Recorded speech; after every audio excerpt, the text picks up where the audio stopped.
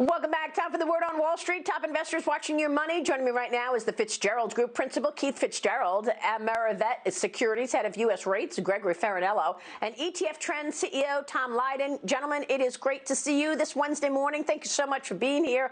Keith, kicking it off with you. Futures are mixed this morning. Investors are waiting on the Federal Reserve decision this afternoon. The central bank expected to provide some detail on their plans to eventually scale back easy money policies. What are you expecting from the Fed meeting? Does the language begin to change today?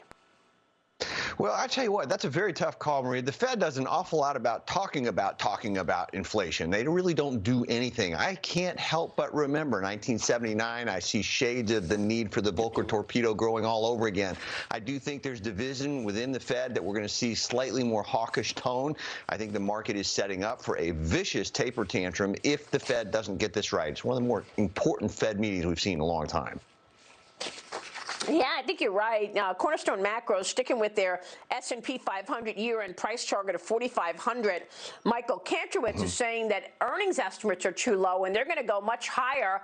So if we do see the Fed start to talk about tapering then, do you think markets start to sell off? And would you want to take to the sidelines at this point in case we do see a significant sell-off in stocks later on in the year as tapering does in fact begin?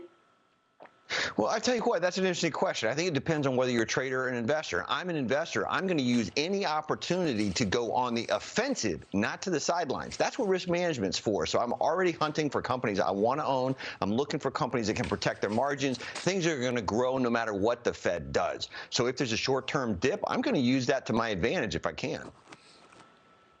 All right, I like that. Long-term is where you want to be.